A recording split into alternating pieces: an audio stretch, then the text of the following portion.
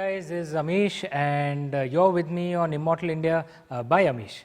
And as you know, we discuss various subjects around India, subjects around civilization in these videos, and I look forward to your comments and thoughts on what I say. And today I'm going to speak about something that someone had asked me on the incident in our myths, in our Puranas about Lord Ganesh.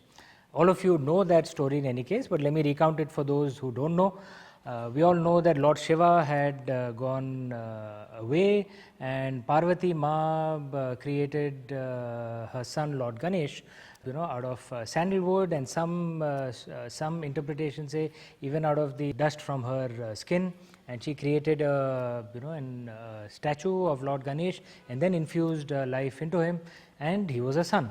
And she told him to stand guard outside the house and not let anyone in. When Lord Shiva came back to the house, Lord Ganesh of course did not recognize him, and he refused to let Lord Shiva in. Lord Shiva got angry. How can he not be let into his own house, and to meet his own wife? And he didn't know who Lord Ganesh was. So there was a battle. Many other gods also came, and to cut a long story short, Lord Ganesh's head was cut off by Lord Shiva, by which time Goddess Parvati came out, and she was livid with when she saw what had happened, and she was very angry with Lord Shiva, and she said that you have to bring Lord Ganesh back to life. And the head of an elephant was found, which was placed on Lord Ganesh's shoulders, and he was brought back to life, and thus we know him today as as in the form that we know him today. This is the story that's told to us. There are various interpretations of this story. What exactly does this story mean?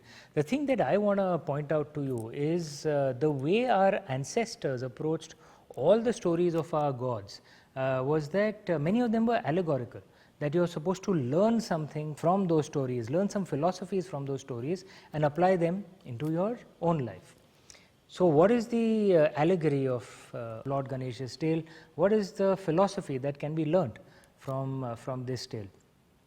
First, you have to understand that in the concept of an allegory, every god, every goddess represented various archetypes, various value systems, ways of life. And the other thing you should remember is that an elephant was seen as a very holy animal in ancient times in India, and an elephant was seen as symbolic of wisdom.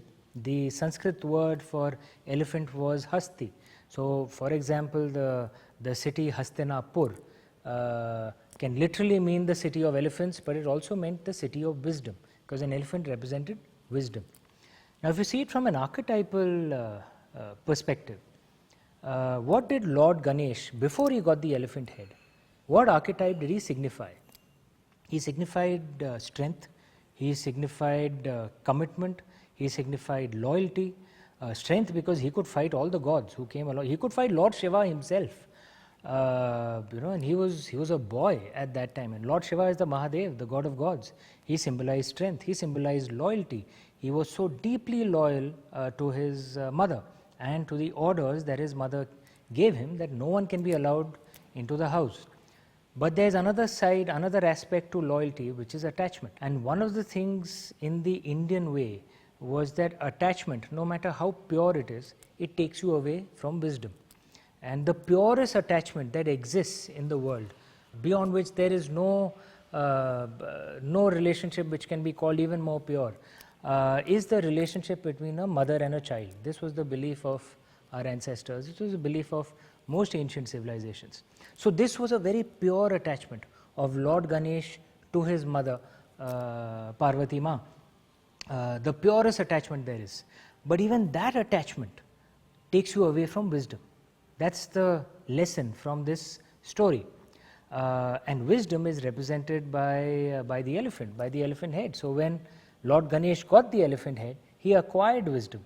So now what is the path from attachment which takes you away from wisdom towards wisdom? The path is detachment, and which is why symbolically it was Lord Shiva who removed Lord Ganesh's head, because Lord Shiva represents many things, but one of the things he represents is detachment. It's not that Lord Shiva is not a good husband or not a good father. He is, he clearly is. But he is also the Lord of detachment. He does all the duties that should be done by a good householder, but he does it with detachment. Therefore, the purest attachment that there can exist, which is the relationship between a mother and a child, can only be, you can only move from there towards wisdom when you get detachment. And therefore, Lord Ganesh, who in his older form represented attachment and strength, he had to go through the path of detachment, represented by Lord Shiva, to finally acquire wisdom. And which is why Lord Ganesh today represents, among many things, he represents wisdom. I'm not sure how many of you guys are aware, but Lord Ganesh is also the god of writers, of people like me, because he represents wisdom and knowledge as well. This is the symbolic philosophical meaning behind the story of Lord Ganesh. So having given you all this knowledge and story about Lord Ganesh, hopefully you'll go in and celebrate Ganesh Chaturthi with even more fervor and even more wisdom. Happy Ganesh Chaturthi. Hi guys, if you like this video, please hit the subscribe button. It's somewhere below out here. I'm not exactly sure where. But just hit the subscribe button so that you guys get notified whenever a new video comes up. It'll really help me, man. Thank you.